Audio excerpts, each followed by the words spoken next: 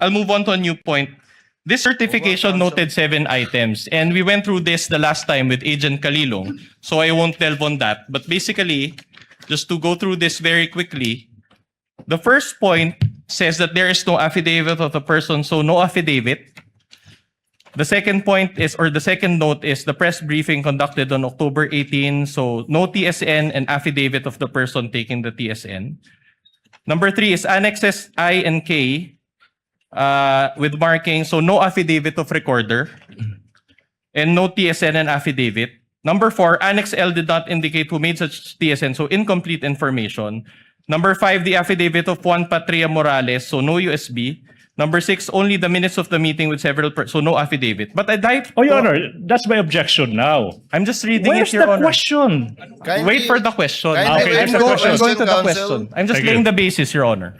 Now, I'd like to highlight note number 7. Please allow me to read that portion, or at least the latter portion thereof. It says there, in the instant complaint, only the NBI executed an affidavit, and there was no participation on the part of the offended parties. As it appears, NBI is not the offended party for the crime of grave threats. My question is this. So based on note number 7, according to the DOJ, the NBI is not the offended party, correct?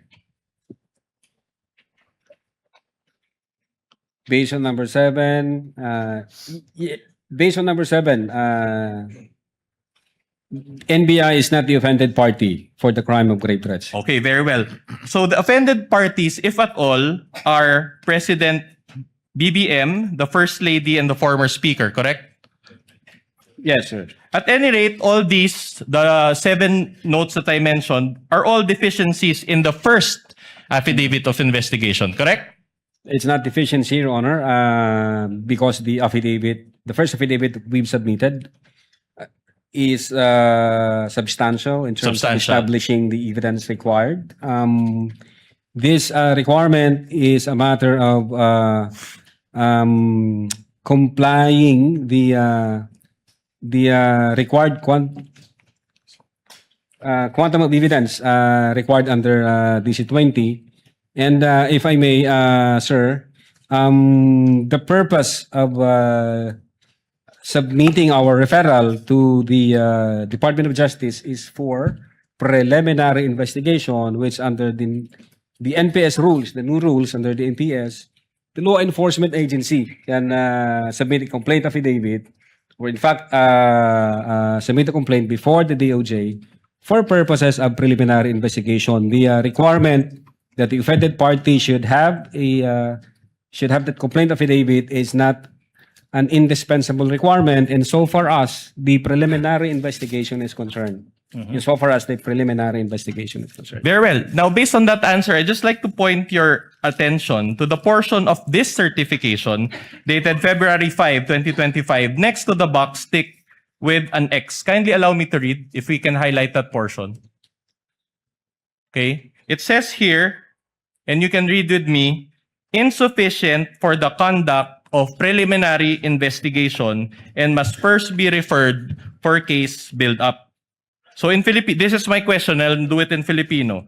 So in other words, the kulangan yung DOJ, correct? For purposes, Your Honor, of satisfying the elements, I mean the required quantum of evidence, the DOJ required us to attach the affidavits and other documents like the TSN, sir. Thank you.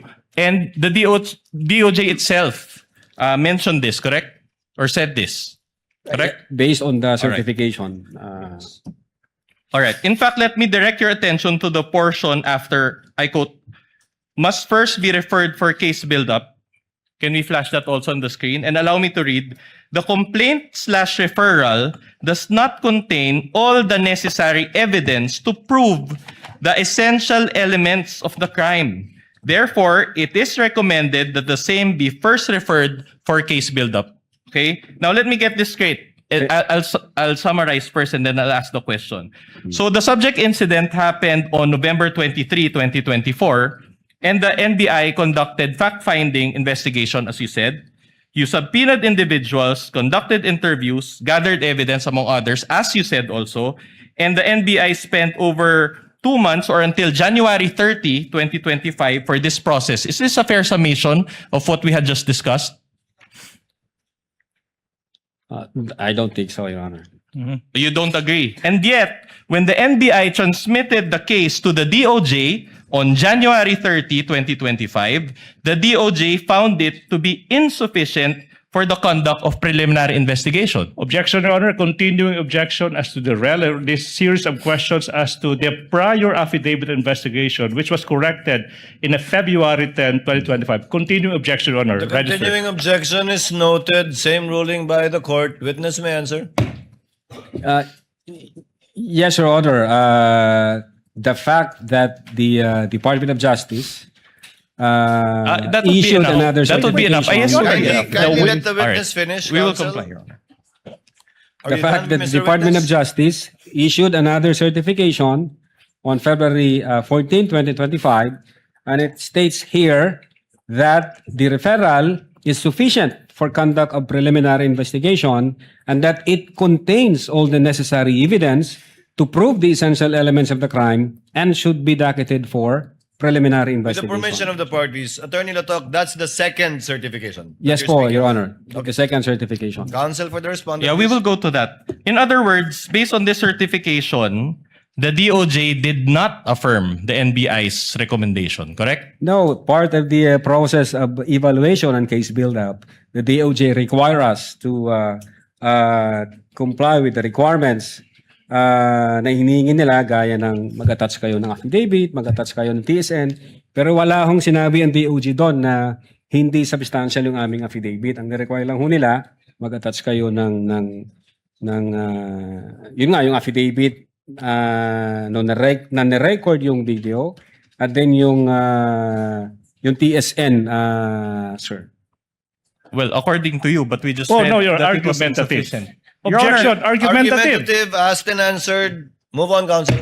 Okay, that's interesting because there was a 2025 impeachment complaint filed against VP Sara also on February 5, 2025. If you know.